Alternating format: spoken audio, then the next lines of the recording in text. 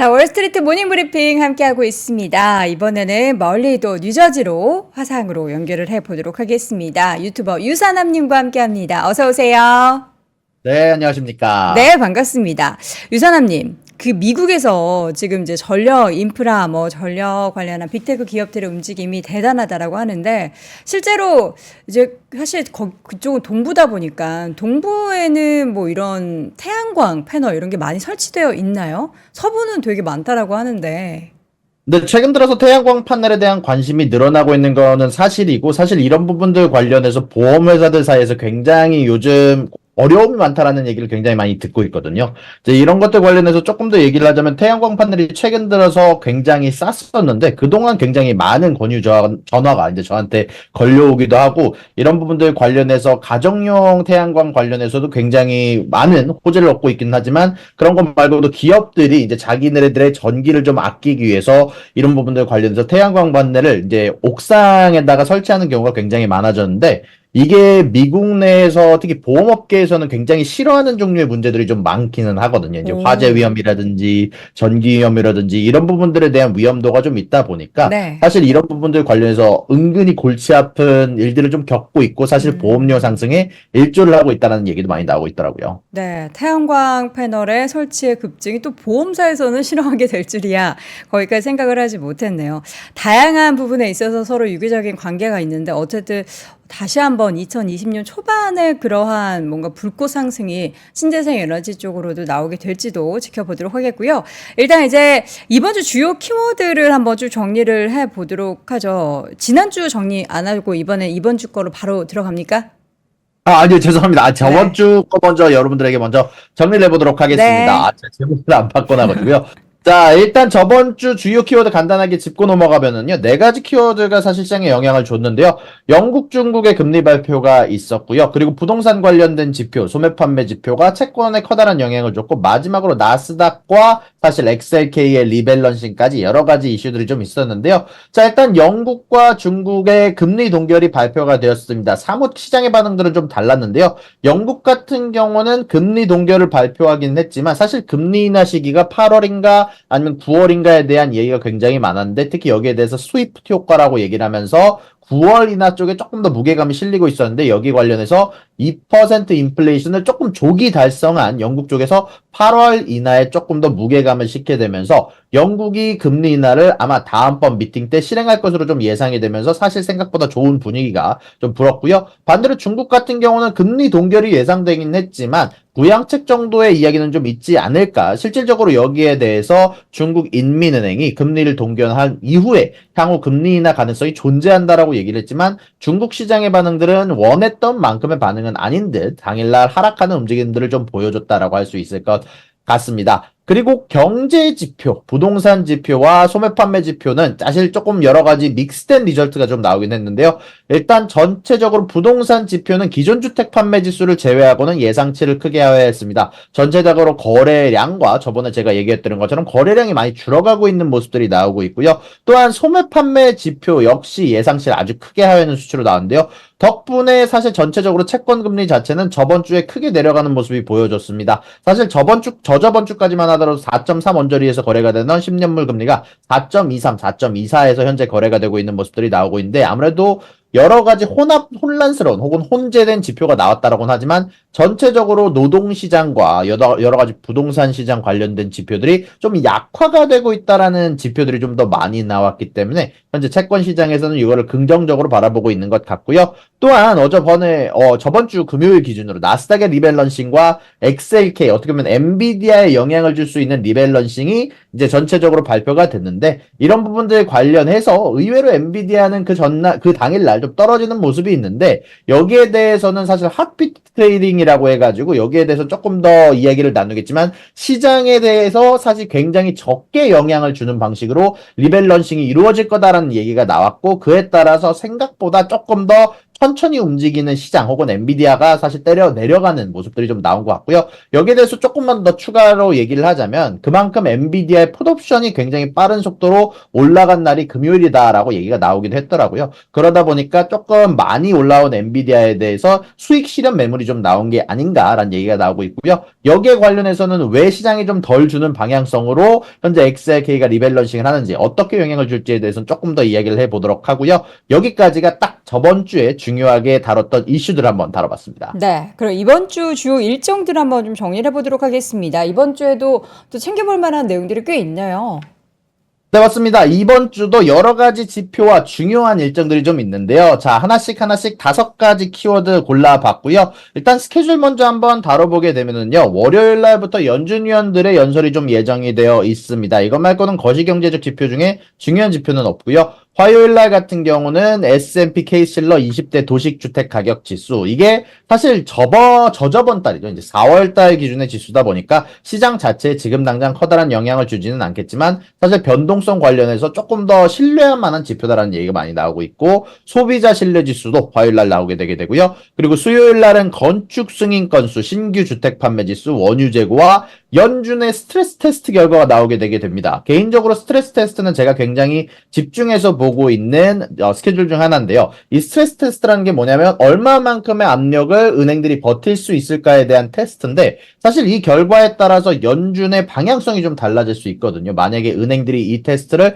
통과를 하지 못했다라고 얘기를 하면 그만큼 현재 은행들이 어려운 상태라는 거고, 반대로 이 스트레스 테스트를 너무나 많은 은행들이 통과를 한다면 더 많은 고금리를 견딜 수 있는 상황이다라는 부분이 있다 보니까 이 스트레스 테스트 결과 아마 조금 집중해서 보셔야 될 부분이 좀 있을 것 같고요. 그리고 이것과는 번외로 사실 여기에서 주요 키워드로 선정을 했지만 엔비디아의 주주총회가 수요일 날 예정이 되어 있습니다. 여기에 대해서도 조금 이따가 더 디테일하게 짚고 넘어가도록 하겠습니다. 자, 그리고 목요일 날 같은 경우는요, 실업수당 청구 건수, 내구재 수주, 그리고 개인 소비 지출 물가 지수, 그리고 GDP 발표가 나오게 되게 됩니다. 이제 전체적으로 이런 부분들이 시장이 현재 전체 경기 침체로 가고 있는지, 현재 소비의 수요는 어떤지에 대한 중요한 단서를 제공할 수 있는 스케줄이다 라고 말씀드릴 수 있을 것 같고요. 그리고 금요일 날 같은 경우는 PCE 물가 지수와 미국의 미시간대에서 발표하는 인플레이션 기대치가 나오게 되게 됩니다. PC 물가 지수는 여전히 연준에서 가장 중요하게 보는 물가 지수다 보니까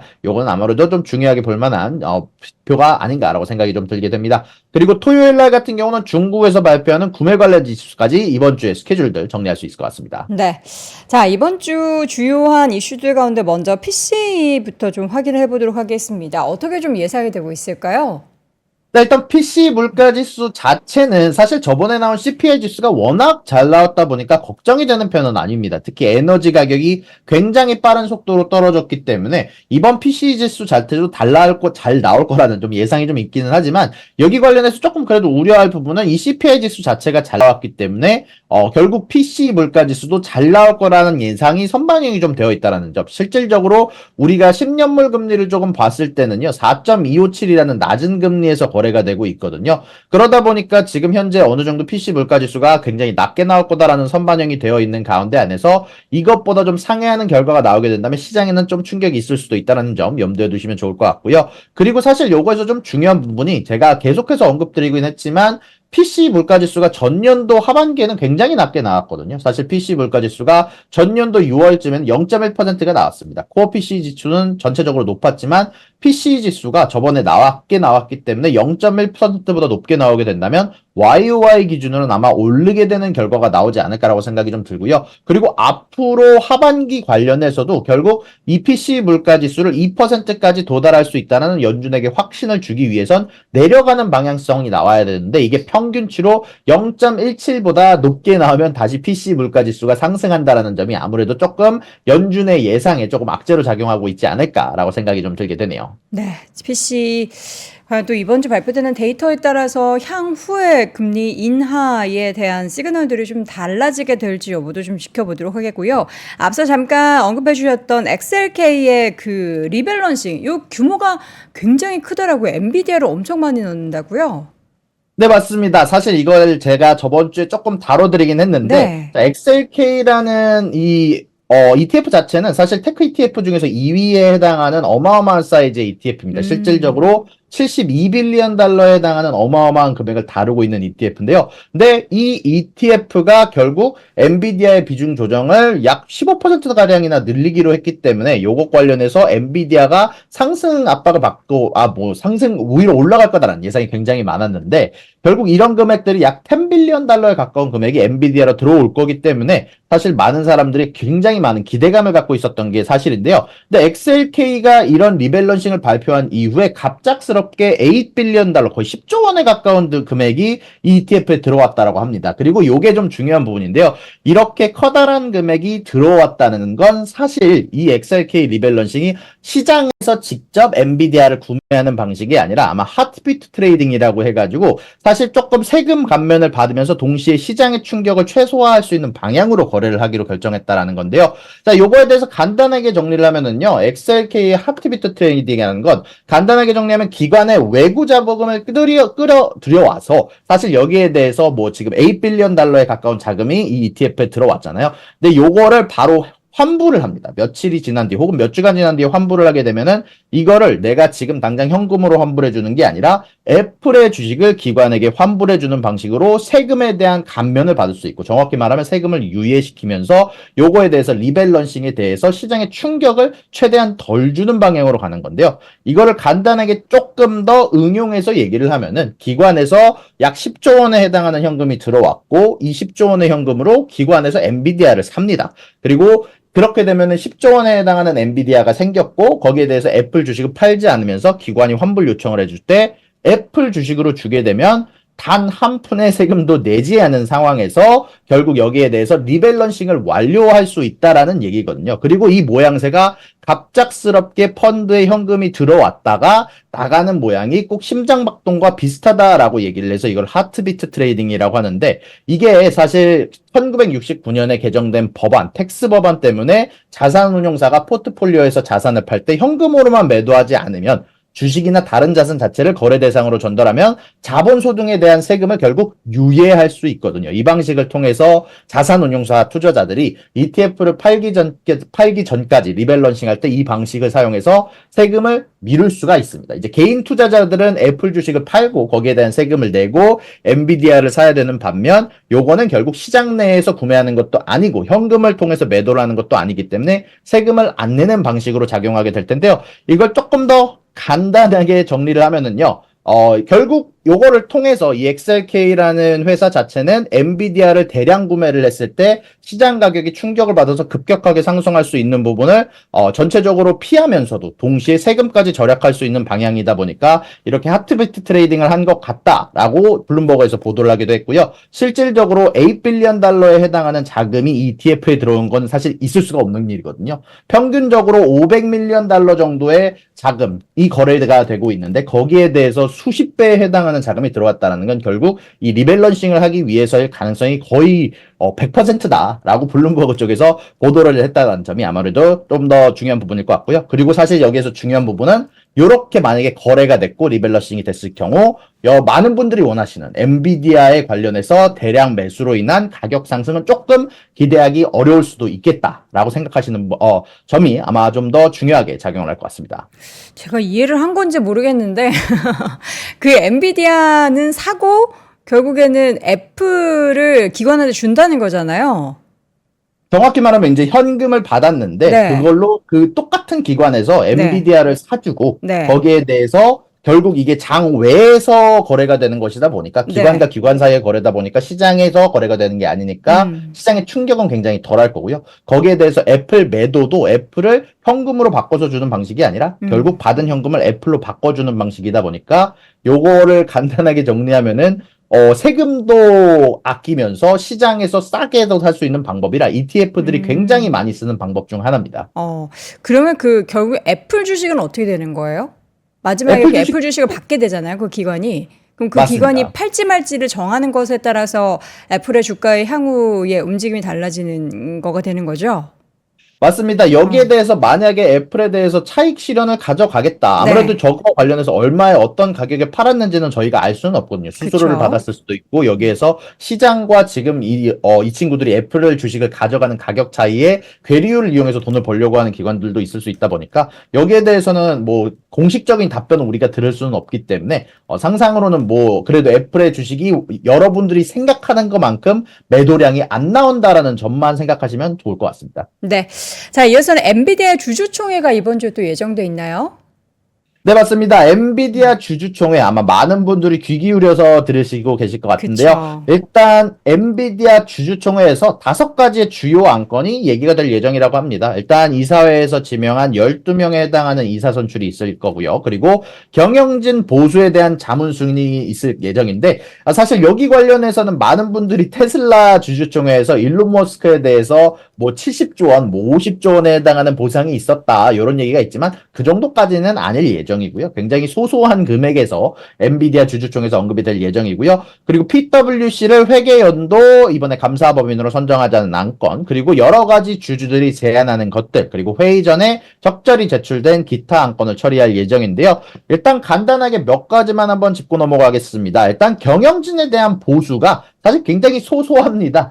저번 해와 비슷한 수치와 전년도와 동일한 체계에 해당하는 보상 체계를 가져갈 예정이고요. 일단 간단하게 기본 샐러리, 기본 연봉이 약 $1밀리언 정도 받아가게 되고 거기에 대해서 내가 추가적인 성과를 내게 되면 약 $2밀리언 정도를 가져가게 되고 여기에 대해서 이번 해 동안 굉장히 주식의 움직임이 어땠는가, 회계 연도가 어땠는가에 관련해서 받아가는 주식 관련된 보상, 그리고 마지막으로 몇 년 동안 최근에 엔비디아가 주식이 어땠는가까지 이렇게 가져가는 보상들로 인해서 각자의 보상안이 여기 이 주주총회에서 제안이 될 예정이고요. 사실 굉장히 금액은 이제 테슬라의 주주총회보다는 소소합니다. $25밀리언에서 $10밀리언에 해당하는 보상안이 이제 예정이 되어 있고요. 그리고 그런 부분들이 마무리가 된 이후엔 현재 앞으로 진행될 엔비디아의 계획에 대해서 간단하게 정리를 할 예정인데요. 그러다 보니까 여기에 대해서 이미 어느 정도 파워포인트가 나와 있는데 거기에 갖다 나온 내용들을 간단하게 정리를 하자면 새롭게 나올 블랙웰 아키텍처, 그리고 여기에 대한 호퍼보다 얼마나 빠른 속도로 얼마나 에너지 소비를 줄일 수 있는가에 대한 부분을 발표를 할 예정이고요.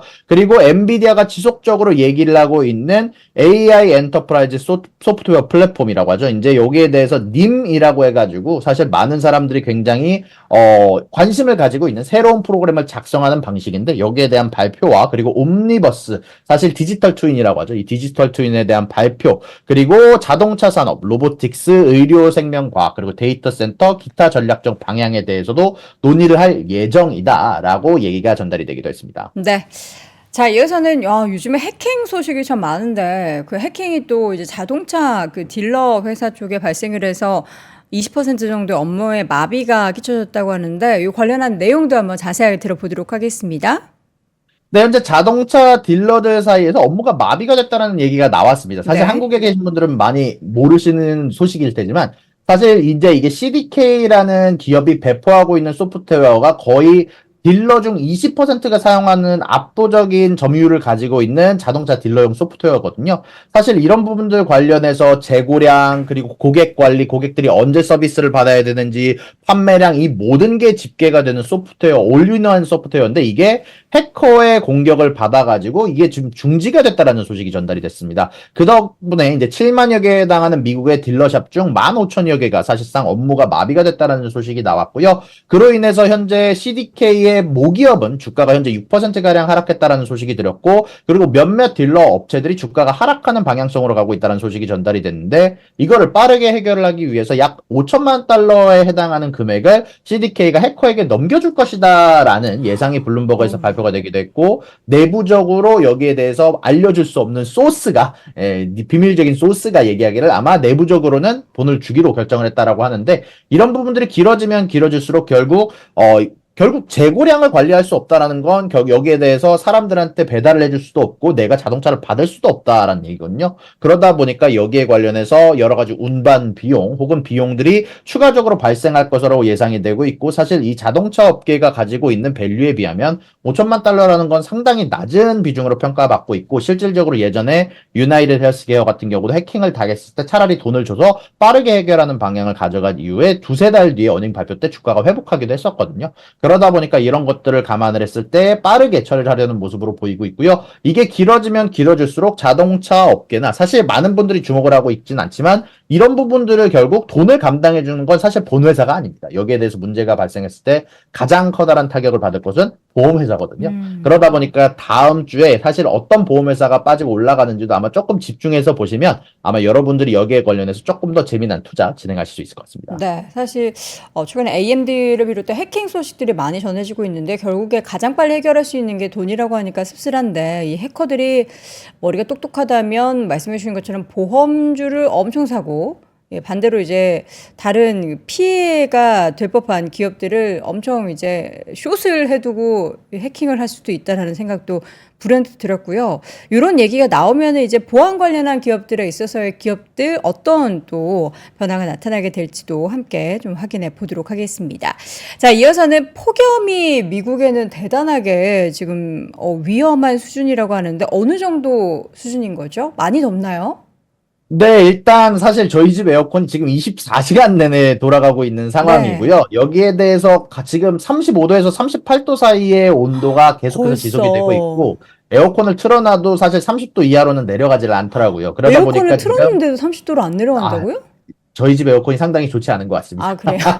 예, 바꾸셔야 할 것 일단 상당히 같습니다. 작은 네. 사이즈라서 네네. 그러다 보니까 이 에어컨을 켜도 더운 상황이 좀 진행이 되다 보니까 어, 요것 관련해서 사실 전체적으로 좀 재미난 이야기들이 투자자들 사이에서 많이 나오고 있더라고요. 일단 가장 먼저 지목이 되는 건 결국 전기에 대한 사용량이 늘어가게 되면서 전체적으로 천연가스나 전기 가격의 상승을 가지고 올 수 있다는 얘기가 굉장히 많이 나오고 있고요. 다만 계절성이 적용이 되는 만큼 과연 CPI 데이터에 얼마만큼 영향을 줄지는 모르겠지만 결국 폭염으로 인해서 사람들의 생산성 저하가 실질적으로 나타나고 있는 상황이고 많은 사람들이 오피스에 나가기보다는 약간 집에서 일하기를 선택을 하고 있는 상황이다. 만약 선택권이 있다면. 그러다 보니까 이런 부분들이 아마 주식시장에도 영향을 주고 생산성에도 영향을 줄 수 있다라는 얘기가 많이 나오고 있어서 개인적으로 생각했을 때 이번 주 내내 만약에 더위가 지속되게 된다면 전기 사용량이나 천연가스에 대한 가격도 전체적으로 영향을 받을 수 있다라는 점은 아마 생각해 볼 만한 부분이 되지 않을까라고 생각이 좀 듭니다. 결국 또 전기 얘기가 또 나오는군요. 저희가 앞서서 그 신재생 에너지 얘기를 박 팀장님과 엄청 오랫동안 했는데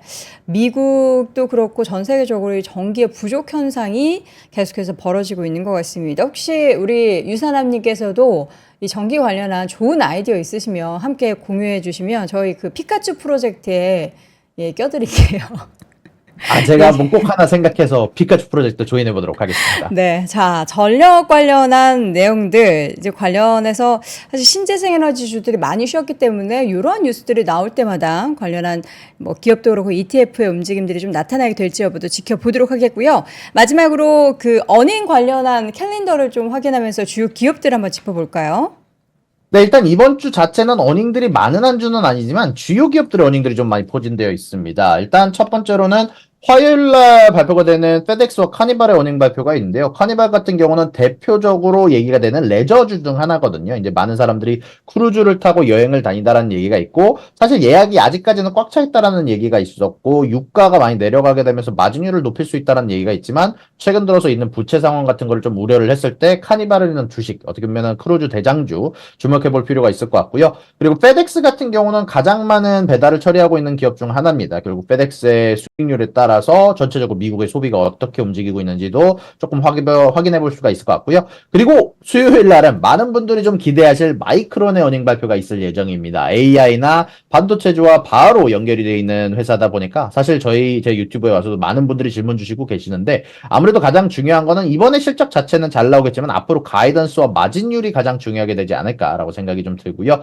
그리고 여기에다가 제가 주목하는 주식으로 써놓지는 않았지만 블랙베리의 어닝 발표가 있거든요. 밈 주식이다 보니까 이 블랙베리의 움직임이나 어닝에 따라서 밈 주식도 같이 움직일 수 있다라는 점 고려해 보시면 좋을 것 같고 그리고 목요일 날은 나이키의 어닝 발표가 있습니다. 최근 들어서 예전 같지 않다라는 평가가 많이 나오고 있고 의류 관련한 수요가 어떻게 되는지 굉장히 복잡하게 움직이는 상황 안에서 아마 여러분들이 전체적으로 가장 커다란 의류주는 어떻게 움직일지 아마 시장의 수요가 어떤지 소비 패턴이 어떤지 아마 평가할 수 있는 그 중요한 지표가 되지 않을까라고 생각이 좀 듭니다. 네.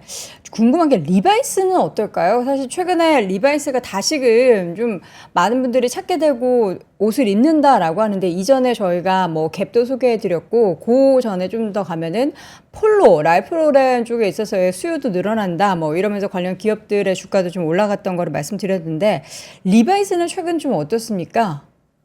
일단은 제가 청바지 계열을 잘 안 입다 네. 보니까 사실 제가 굉장히 하체가 너무 튼튼한 편이라서 아니, 왜 좀 이렇게 청바지가 펑퍼짐한 잘 안 청바지도 들어요. 있는데, 네. 네.